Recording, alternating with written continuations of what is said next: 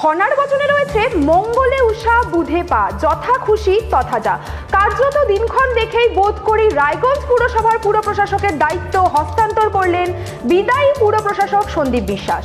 তিনি রায়গঞ্জের মহকুমা শাসক সদরের হাতে দায়িত্বভার তুলে দিলেন। চলে যাব আমরা বিস্তারিত খবরে।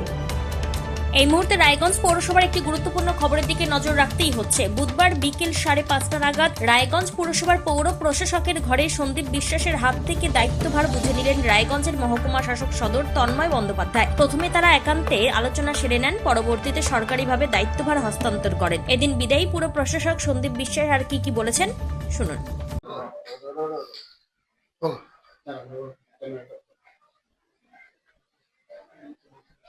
বলবো সন্দীপবাবু, আজকে আমি ছেড়ে দিয়েছি 8 তারিখে। আজকে আমি চার্জ হ্যান্ড ওভার করলাম। আমি সবাই ভালো থাকুন, আপনারাও ভালো থাকুন, রায়গঞ্জবাসী ভালো থাকুন, আমাদের পুরো অ্যাডমিনিস্ট্রেশন ভালো থাকুন। স্যারের আমি অনেক অনেক শুভ কামনা জানাচ্ছি।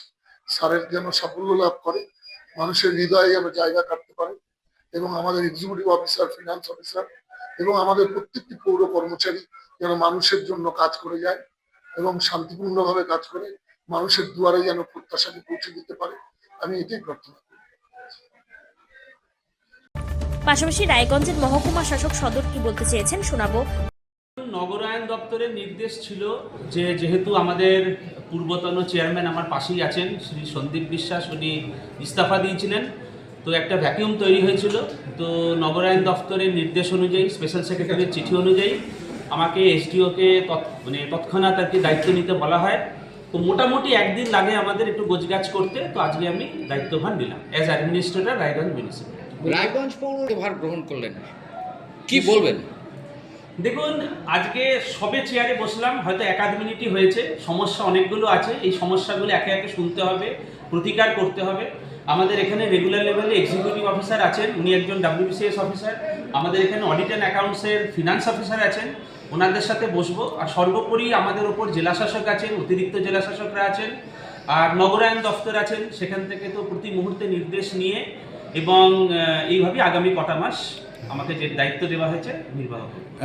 প্রধান লক্ষ্য হচ্ছে, দেখুন, মিউনিসিপ্যালিটি, রায়গঞ্জ মিউনিসিপ্যালিটি হিসেবে বা যে কোনো মিউনিসিপ্যালিটি যেগুলো মেন যে সমস্ত এজেন্ডাগুলো থাকে, ইস্যুসগুলো থাকে, মানুষের সার্বিক যে বিকাশ যেগুলো, তার মধ্যে আপনার পানীয় জল হতে পারে, তার মধ্যে সরু সরু যে রাস্তাগুলো সেগুলো, তারপরে আবর্জনা মুক্ত করা, তারপরে সামগ্রিকভাবে যে উন্নয়ন, তার মধ্যে স্ট্রিট লাইট পড়ে, স্যানিটেশন পড়ে, সলিড ওয়েস্ট ম্যানেজমেন্ট পড়ে, প্রত্যেকটাই। তো এইগুলো যাতে সুষ্ঠুভাবে অন্তত ক্যারি ফরওয়ার্ড করে নিয়ে যাওয়া। কেননা একটা জিনিস বুঝতে হবে যে নর্মালি যেটা আমাদের অর্গানাইজেশন স্ট্রাকচার যেটা, সেটা হচ্ছে এখানে প্রত্যেকটা পৌরসভা একজন করে নির্বাচিত চেয়ারম্যান থাকেন এবং প্রত্যেকটা ওয়ার্ডে যে কটা ওয়ার্ড আছে ততোধিক কাউন্সিলর থাকে, ততজন কাউন্সিলর থাকে। তো একা মানুষ অ্যাডমিনিস্ট্রেটর শুধু পুরোটা হয়তো প্রত্যাশা পূরণটা করার চেষ্টা করবো, আমি ওটাই বলছি। কেননা যে প্রতিটা ওয়ার্ড থেকে, প্রতিটা অঞ্চল থেকে যে সমস্ত সমস্যাগুলো উঠে আসে, তো সেইগুলো একদম গ্রাসরুট লেভেলে যারা নির্বাচিত হয়ে আসেন জনপ্রতিনিধি, তাদের পক্ষে অনেকটা ক্যারি আউট করার সুযোগ হয়। তো আমরা এনিওয়ে বিভিন্নভাবে ওয়ার্ডের তরফ থেকে যে সমস্ত সমস্যাগুলো উঠে আসবে, সর্বোপরি যেটা হচ্ছে এখানে যারা ইঞ্জিনিয়াররা কাজ করছেন, পুরনো কর্মচারীরা কাজ করছেন, এবং আমার পাশে প্রাক্তন চেয়ারম্যানও আছেন। তিনি বিশেষ করে বলবো যে 21-22 এই যে কোভিডের যে পিরিয়ডগুলো, ওনার অভিজ্ঞতা সেটা তো আছেই এখানে, প্লাস আমাদের এখানে যারা আধিকারিকরা আছেন প্রত্যেকে কথা বলে এবং সর্বোপরি রাজ্য সরকারের নির্দেশ অনুযায়ী কাজ করবে। তবে সরকারের পালাবদলের পর পুর প্রশাসক পদের রদবদল প্রত্যাশিতই ছিল। আগামী দিনে রায়গঞ্জ পুরসভার অস্থায়ী কর্মীরা 5 মাসের বকেয়া বেতন কবে নাগাদ পান, তার দিকেই তাকিয়ে তামাম পুর